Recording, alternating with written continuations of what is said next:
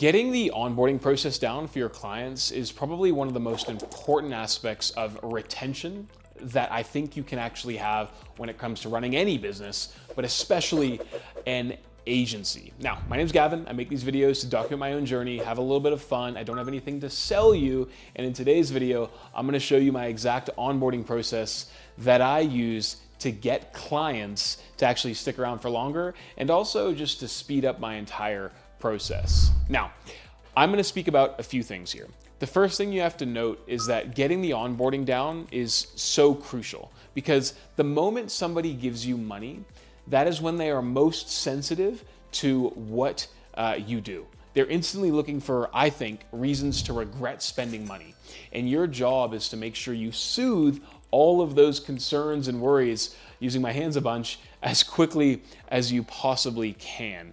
And one of the easiest ways you can do that is a very clear onboarding process. Now, let me show you my process with this amazing screen recording I just did.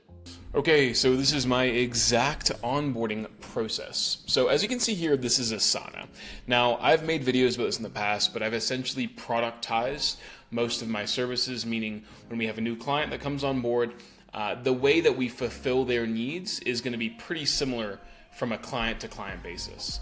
So here is how we do onboarding. Let's assume the client has said, yes, we want to work together. This is what we do.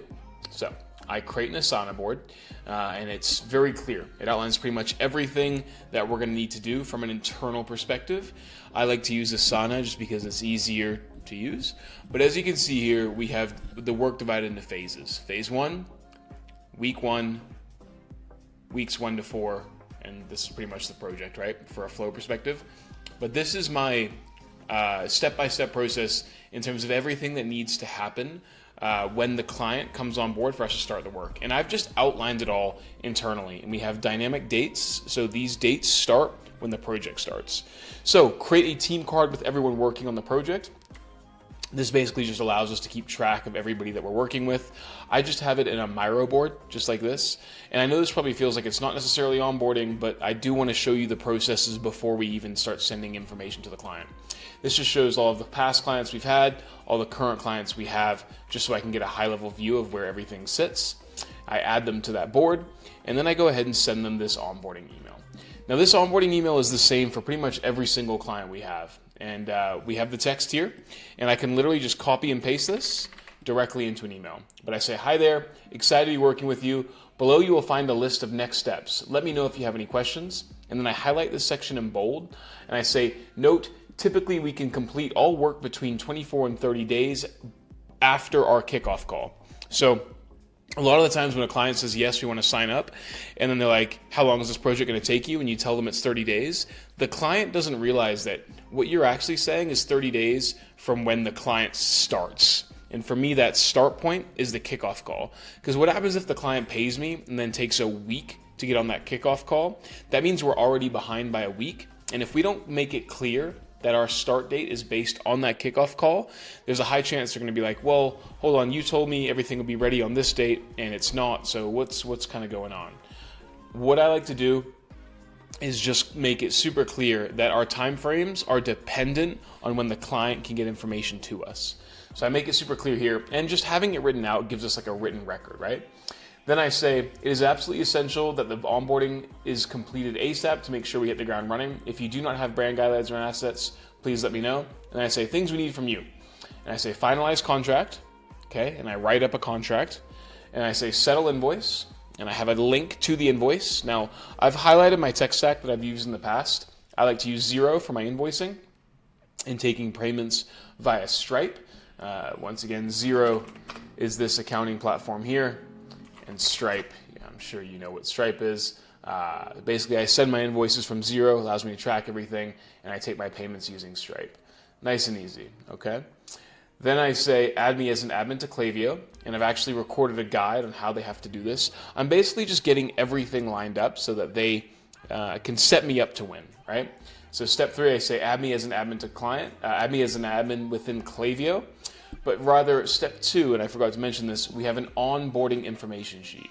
So I say, fill out the onboarding information sheet. Please indicate the style of email you would like in the onboarding document. and we have this document here. And I send them one, okay? And these onboarding questions are questions that I've figured out I need to know answers to when we're helping the client. So for me, since I run an email and SMS marketing agency, I send them this and I say, please select up to 3 email templates from this link that you would like your emails to be styled off of. And we have a master file here that shows all of the email templates that we can literally master their emails off of or design them off of.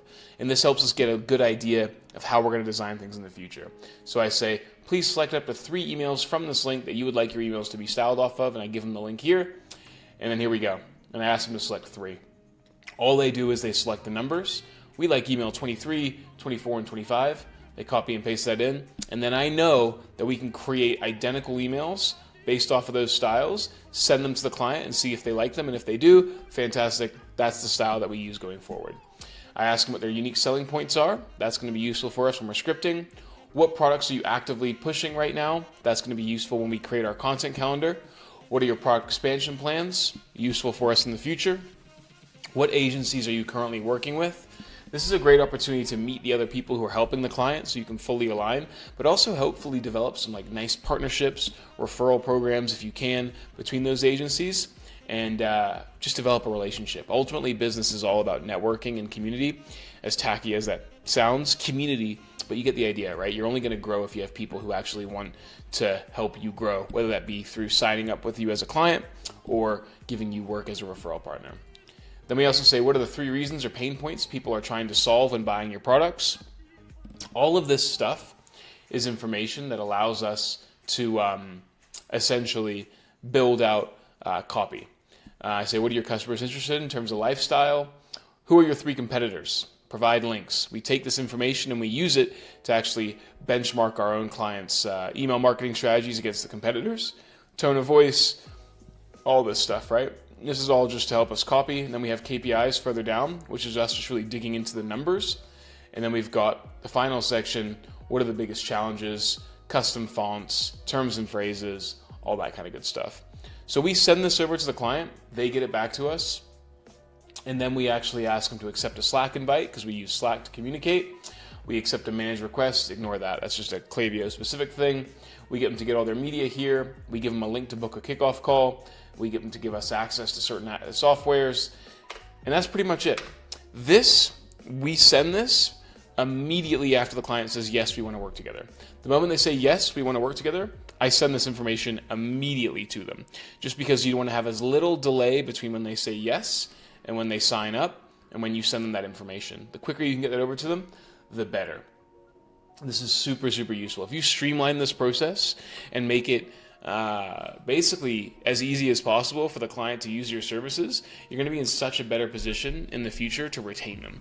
When somebody signs with you, I think at least, they're looking for a reason to instantly regret their decision. At least that's how I feel when I've bought something. I'm instantly like, okay, was this a good idea? And I'm looking for confirmation bias to make me feel like I should have made a mistake. And maybe that's just a poor outlook on life for me. But I've taken that mindset and applied it to the onboarding process here, whereby I'm trying to address essentially as many of the pain points, or rather massage away all of the concerns just by giving them a bunch of information. For example, if we have questions, and a lot of the quality of your work, they're going to be able to tell how good you are by the type of questions that you're actually asking, which is why it's really important to ask smart questions in that onboarding form and make it as easy as possible for people to give you feedback, and make it as easy as possible for them to give you, really just book a time in your calendar.